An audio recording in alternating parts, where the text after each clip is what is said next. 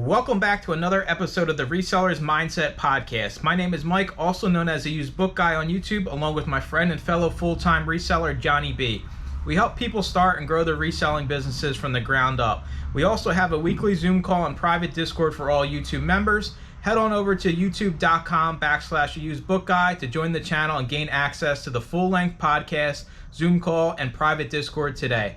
Let's get into this week's episode. What is up, everybody? Welcome into episode 17. I can't believe we have made it this far along. Johnny B. I'm Mike, full-time media. Johnny B is the same guy. My background's fake. His is real. He just has to one-up me here. Now, he has a whole warehouse he's sitting in right now full of stuff. Not me. I'm in my penthouse, third floor apartment. Today's topic, I guess I can't even say it's really a topic. We're going to kind of debate some of the more prevalent ideas in the reselling community. And I'm going to let him pick first because, like I said in previous episodes, I don't send him a script or anything, right? This is kind of just all on the fly. So I've had a little bit longer to prepare, as in, like, we'll say half an hour to prepare. So I'm going to let him choose which side of the topic he wants to defend. And then I'll kind of, say my piece on the other side, and then we'll kind of talk about it as a whole and move through them. We got quite a few topics here. We're going to jump right on into it. The first one here is free shipping versus customer pays for shipping. Go ahead. You pick your poison. Free shipping all the way. Why? I mean, free shipping I think it's more of the norm these days. And we can thank good old Amazon for that, to making it a household expectation, because everybody balks at shipping now that they've had free shipping. Like, why do I need to pay for shipping? We got most things going free shipping, or even free shipping if you purchase this much kind of deal, which is a form of free shipping, even though you're spending more to get that. I think that's the status quo. Now, for the people paying for shipping, I think it's there's no other better option that offers free shipping, either at a lower price point. So you gotta have to weigh, I'm paying a lower price, but I'm getting free shipping. Or no, I'm sorry, paying a lower price, but I'm paying for shipping, but I'm paying more to have free shipping kind of scenario. Like the shipping's kind of injected into the price itself kind of deal. All right. But So I just think it's an expectation of people these days, free shipping. So the heck with your free shipping, right? I charge shipping on every one of my Amazon merchant fulfilled orders, right? So free shipping can go, away. I don't care. So for why I charge for shipping on Amazon is they give you a shipping credit. So instead of just relying on Amazon to automatically credit you that shipping credit, I charge the shipping. So, and I also think with customer pays for shipping, a lot of people like to do calculated, right? They don't want to see, hey, I'm going to do free shipping. And you have to weigh your items and do the dimensions prior to you list. Well, I guess you have to do that for calculated too. But what happens if I say it's a 14-ounce item and I don't weigh it, and then when I go to ship it and I have free shipping, it goes from first class to priority, and all of a sudden I have to, lose profits, where if I have a customer paying, say you figure out your flat number where it kind of covers everything, maybe $8 per item shipping across the board, like some of the larger sellers do, things like that. I would almost say that kind of counteracts the free shipping where you're going to lose money, because if you charge a flat fee, it's kind of like your average, and you're going to win some, you're going to lose some. So that's my argument for the customer pays for shipping. I do agree, though. I think we do live in times where free shipping is kind of expected. So now let's kind of, what do you do in your business? Well, for merchant fulfilled, I do charge for shipping. For eBay, I do not. I eat the shipping on that. In the scenario you just brought up, sometimes I lose out. Like, I do sell magazines, and I have to have them at first class. What happens is, if somebody buys 2 or 3 magazines, it goes over that £1, and I got to upgrade by priority. And I eat that cost too. But they're buying 3 or 4 items at a time, which more than makes up for the extra shipping cost. Or I might break even on what I would normally pay on shipping, even though they're buying in volume. But I really make out, like this week, I sold last week I sold 95 Rancho magazines. That was a priority order, but they bought 95 of them. They spent over $1,200 with me. I'll pay for the stamp for priority on that every day. How much was the shipping? Shipping ended up being, no, I lied. They had one standalone book order. So I was able to put everything go medium now. I was able to do it media mail. Now, if I didn't, I did look at the price. I would have paid about $40 out of that That's still $1,200 nothing. order. That's still I'm nothing. okay with that. Yeah. I agree with that. And I think overall, worrying about shipping kind of, just get your stuff listed, whether you charge for shipping or free shipping, who cares? If you list it, it'll sell. If you list it competitively and it's something that's desirable, it'll sell whether you charge for shipping or if you do free shipping. So don't get bent out of shape. I know this is one of those topics where I see it a lot, people are like, oh, free shipping, or no, I don't charge for shipping and I get, a lot more sales than somebody that does. It really depends on what you're selling, honestly. Now, I have seen people offer free shipping, but they include like a service and handling or packaging fee, which is because they're paying for the expensive boxes or the stay flats. I use stay flats, but they'll charge for their stay flats. But they'll say the shipping is free, even though it's not technically free. It's like one of those fine print line items.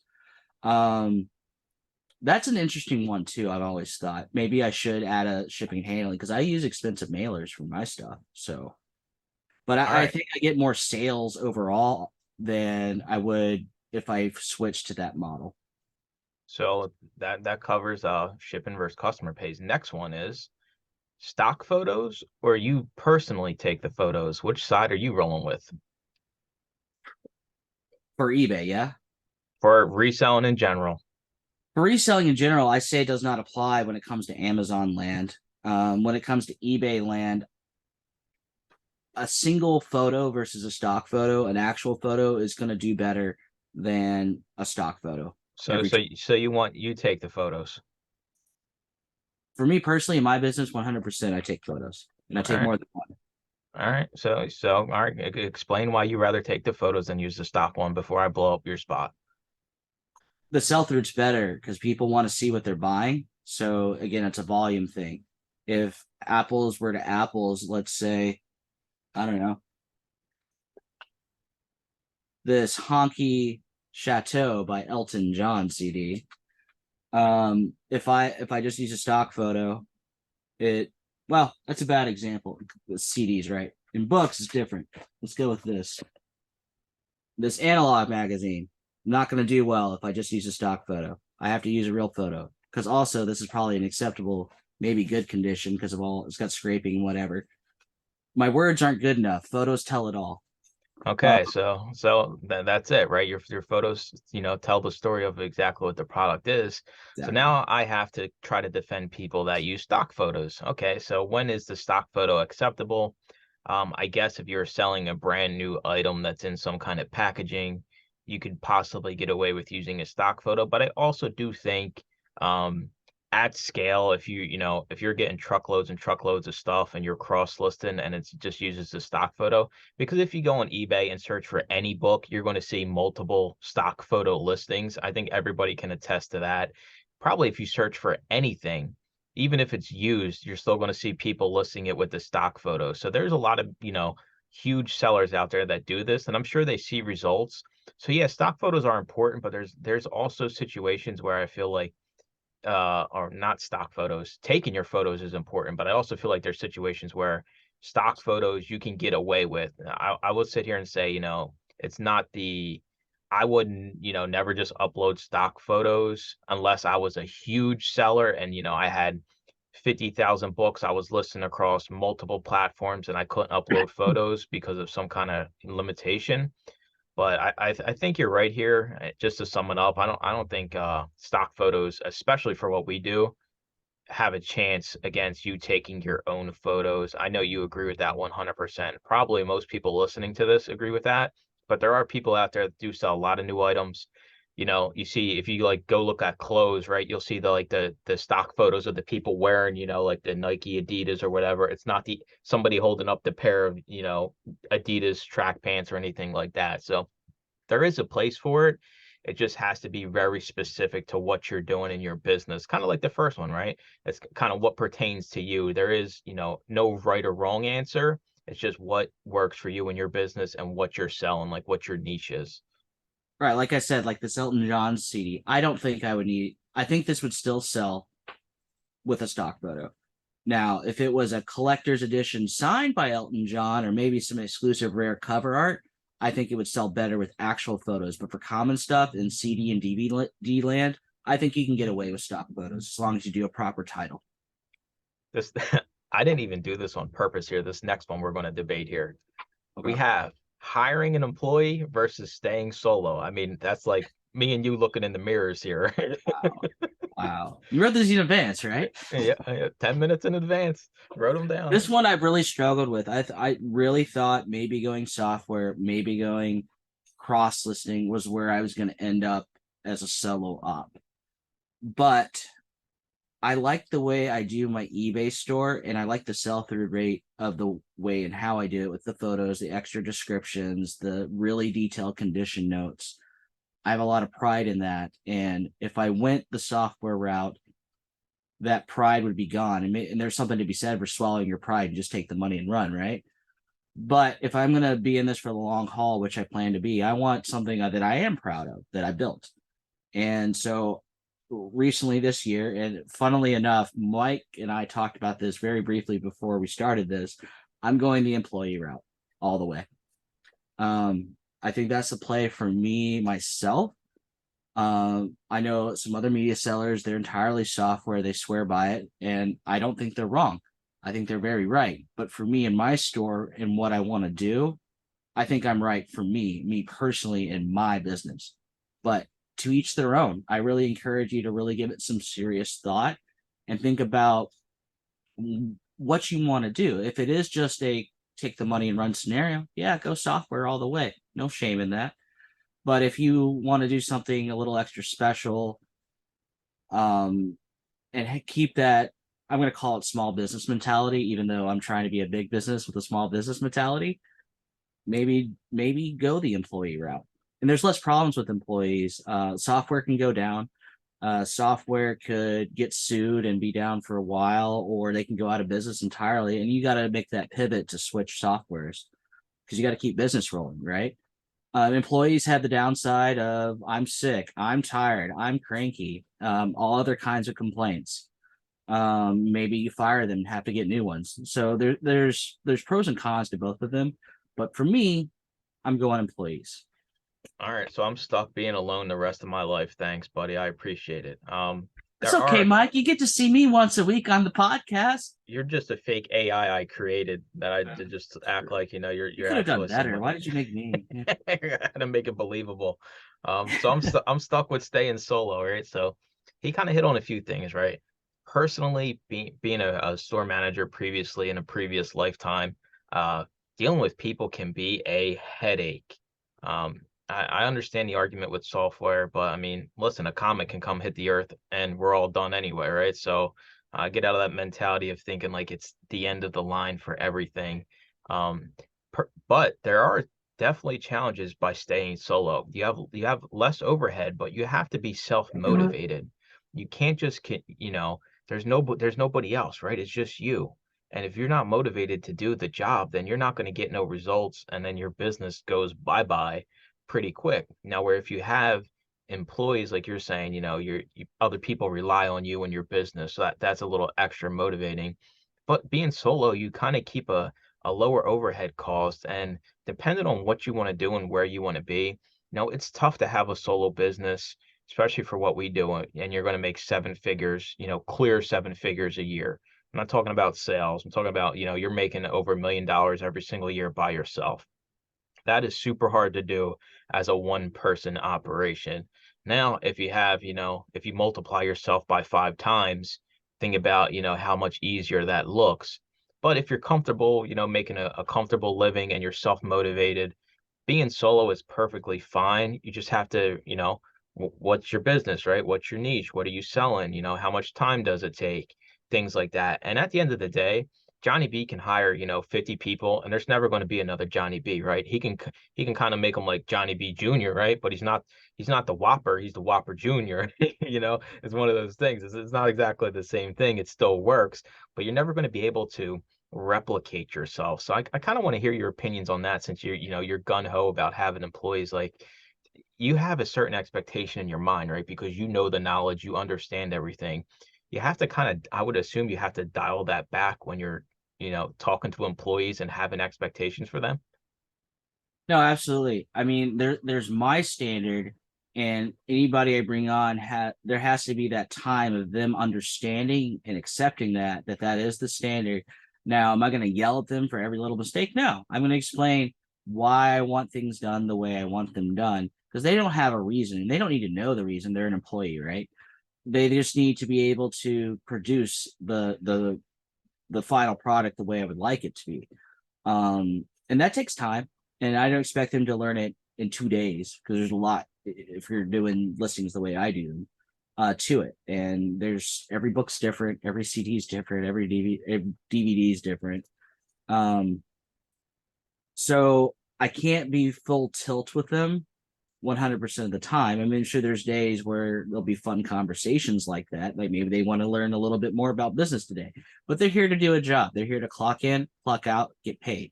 That's what they're concerned with, and I have to acknowledge their needs too. All right, so that kind of covers it.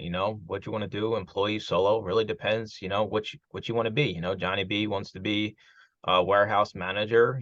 With a bunch of people. A bunch of friends. Have employee cookouts. My employee cookout is just me in the backyard with the grill by myself. Right. So it really depends what you want to do with your business. Mike, you're invited to Hawaiian T-shirt day. I'm just letting you know. Oh my!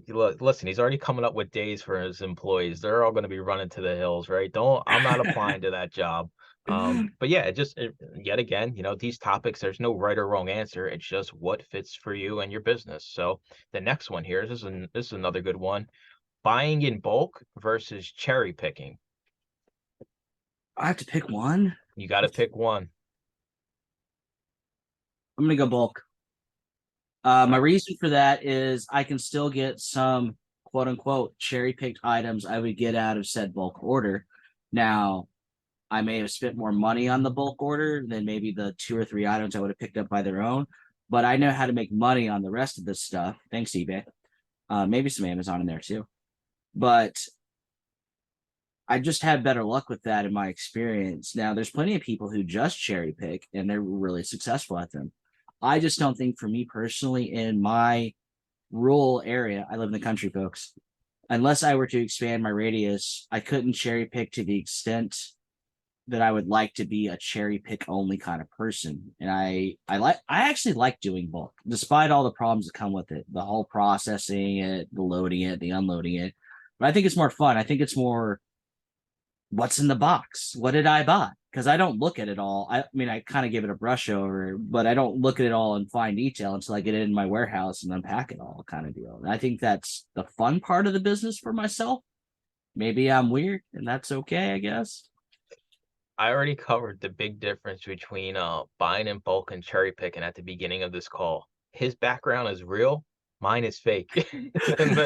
that sums it up here for those that aren't watching on Look at YouTube. all the cool stuff I have. He has real bookcases behind him on the Zoom call, and I have imaginary bookcases behind me on the Zoom call. So I'm perfectly fine here with having a 100% cherry picking business, especially if you don't have the space or the time, because I'll sit here and challenge JB and say, one of those shelves behind him, how long would it take a single person to list all of those items on eBay versus if they just went out and maybe got a few more profitable items that were really profitable, more desirable?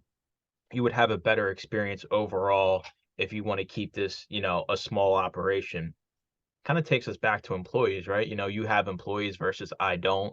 Yeah. You have a warehouse. I have a storage unit, but it's nowhere near the size of your warehouse. So it's one of those things where staying solo is, it kind of comes with cherry picking almost, because it's so hard to do bulk by yourself because it's so easy to get overwhelmed with inventory. Sure, it's fun, right? You don't know what's in the next box, but sometimes getting to that next box might not be for a week, because you got to figure out what you're going to do with everything when you're buying in bulk, right? Because not everything is going to be a winner. Only a small percentage of it is going to be Amazon, eBay, wherever you're selling. The rest of it, you got to figure out what to do, whether that's redonating or, yard sales, or just listing it and see what happens. There's a lot more time when it comes to buying bulk versus cherry picking. And I think a lot of people jump into bulk maybe too fast. No, I think that's true. I mean, we've seen people that just buy a Gaylord and try it out and we never hear from them again, right? They did it once and they're done. Never again. And then you got other people who don't, like you said, they get in the situation of maybe they're just the Amazon seller. They're just taking the greens and sending them in. Now they're stuck with the 800 books. What do they do with the 800 books? Well, you can donate them, you can recycle them, you can burn them. You could try to find somebody else to take them off your hands. You could Facebook. There's options, but they could have made a whole lot more money on those 800 books. And that's where my model comes in, where I'm going to sell those 800 books in my eBay business. And the 20 or 40 books I send to Amazon, well, they're out of my life. Yay. I like them out of my life. Less books to deal with, sure. But those other people, they're just trying to get rid of a problem where I'm trying to profit off the problem, I guess is the best way to put it. Yeah, and bulk is going to be a lot more time consuming. You can correct me if I'm wrong, but there is no such thing as a part-time bulk seller. I don't think it exists. I think you have to be committed full time if you're going to be buying any items in any niche in large volumes. The only way I could see it is like you said, it may take you a month or two to get through it, and you don't do another bulk order until that's done. But even then, I would still say that's a part-time person. Dude, that is like Mr. Miyagi discipline. Nobody has that in this universe, okay? That just does not exist. Nobody's going to just sit there and have a bulk buy sit in their house for a month. If they do, it's going to be on Nextdoor free. Come get all my junk. I'm done reselling ad by, the month after. Sure. No, I think for by and large, really excluding the obscure examples, no, that's not a thing. Yeah. All right. So that kind of covers buying in bulk versus cherry picking, whatever one suits you better, whatever one you're more comfortable with, see better results with, roll with that. Personally, I do a mixture. JB basically, he's doing a mixture this year as well. I think that's the best combo can it up, a little bit of both, make it make sense, make it work to your needs, and build it from there. So next one we have is free returns / customer pays for returns or no returns. Free returns. And my only valid reason is if you treat them right, they may buy from you again. And I'd rather have repeat customers than not have them. Oh, Amazon makes you have free returns. But on eBay, it's a choice. I made the choice to offer free returns. But even on eBay, if somebody wants to return your item, even if you have no returns, from my understanding, 95% of the time, eBay is going to make you return that item. Me being the customer or me being the seller, I have to take the return. You have to take the return. Yeah, I mean, the customer has to put in a valid reason. Yeah, item not as described. Then you can call eBay and try to argue your way out of it. But if they return the item, I don't know. I've never tried to be a no return seller. I don't know the outcome of that. What happens in that scenario where they literally are trying to give it back to you, even though you've set the setting to no returns. I've seen and heard horror stories on YouTube. Well, I guess they're really not horror stories because you should offer returns one way or another. Even if you have, customer pays for returns or something like that, where, if they say items not as described, then eBay is going to approve that return every single time, even if it's something brand new. It's just kind of like you kind of hit on it. Like Amazon has created this mindset and expectation across the board where you can return anything whenever you want, however you want. It doesn't matter. And other platforms have to file suit, right? Because if not, then people won't shop there. Right. I think Amazon's something crazy. Like they'll say 90-day returns during Q4, but it's really, like you said, whenever they want, 3 years down the road. It's silly. It's endless. I've seen returns, like you said, years after the fact. It's just part of doing business. And I think a lot of people kind of get caught up in returns and get all bent out of shape.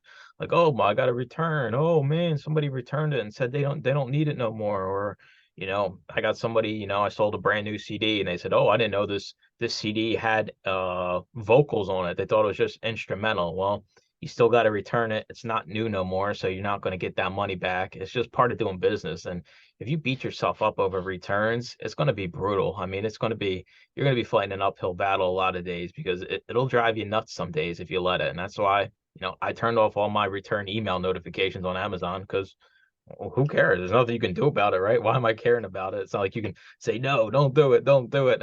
It's already on its way. I mean, I had a return last week. I bought some Blu-rays. Even though it was in the title, Region B, meaning UK, his player didn't play him. He didn't realize it, even though it was mentioned several places. I took the return. That happens. That's a problem. I'll just resell them. It's fine. So I ate the return fee. So I ate the stamp to him and back to me. Items returned just fine. Now, I may have had a slight issue if they were like all broken or the wrong disc in there, but they weren't. So yeah, I'm just going to resell them. I think most people too, even if they're shopping on eBay, I don't think people are looking that far into listings to see if somebody has returns on, right? They're buying the item, and then if they have to return it, then maybe they'll look. But by then, they already assume the item's getting returned to the person they bought it from. So I think it really doesn't matter. And people that try to say no returns, I just think you're fighting a losing battle, honestly, because like I said, eBay is most likely going to side with the customer, as they should, because that's the only way platforms like that survive. You can't just make people keep things they don't want. Unfortunately, yes, there's people that take advantage of the system, but there's nothing you can do about that, right? There's always going to be cheaters, scoundrels, swashbucklers, all that kind of stuff out there. And unfortunately, it's just, part of doing business. Like I had one the other day, actually yesterday, messaged me on Amazon, hey, the box with the book in it showed up and the box was torn open on the side and there was no book inside. What am I going to do? I mean, seriously, am I going to call the post office, go through all this nonsense? You're not going to get nowhere. Who cares? I just submit the refund. I say to the guy, hey, sorry that, something happened in transit. I issue you a full refund. You avoid the negative feedback, kind of give the customer a good experience anyway, and kind of move on with it. I don't care if I got scammed out of it or not. And I didn't, because he messaged me back. And you kind of can tell from conversations you have with customers. A real nice guy. So, it's just part of doing business. Who cares? It's gone, whatever, I don't have it anymore. It's one less headache I got to deal with. I just opened up one of my eBay listings. Now, the little tiny font where it says returns right above the payments is super tiny and everybody's going to ignore that. But I did notice in red font, which is not black font like the whole rest of the thing, it does say returns accepted in bright red. So I guess that's how eBay is identifying it, because it's been a while since I looked at my own listing on the front end. It's different on the back end. Well, and I think even like large, e-commerce, I'll give a crazy example here. Like I would have loved to been the person on the other end of Deb ordered 10 bags of catnip, came through FedEx, I think, and we got the box. The box was like, you could tell like somebody pulled the tape off the box.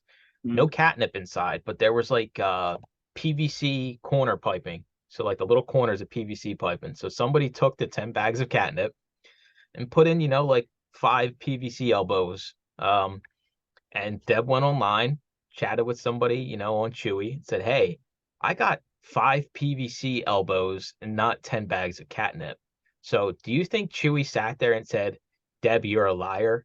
Like, they didn't even need nothing. They said, here you go. We'll send you out another 10 bags. Sorry for the inconvenience. And that's just how reselling is. We are businesses. It's not what Johnny B believes in. eBay doesn't care what Johnny B believes in. Amazon doesn't care if Johnny B thinks somebody stole it. It's their platform, and they're just going to have returns because it's customer friendly. Now, I have a buddy who's a tool eBay seller. He got a return with 4 packs of cool silk cigarettes in them instead of the tool. And he did the math. The guy paid more for the cigarettes that he put in there than the actual tool cost. Yeah. There's nothing you can do. It's just part of business, unfortunately. You just suck it up and deal with it. And that's why I think people got to get in the habit of letting it go. It's not controllable. Issue the refund, erase it from your memory, and move on. Right. I mean, I used to get mad at returns and that kind of stuff, but don't even faze me these days. It's like, whatever, cost of business, click button, move on. Thanks for listening to another episode of the Resellers Mindset Podcast. Today's full episode and all previous episodes are available to all YouTube members, along with the weekly Zoom call and private Discord. Head on over to youtube.com/theusebookguy and consider joining for as little as $2.99 a month.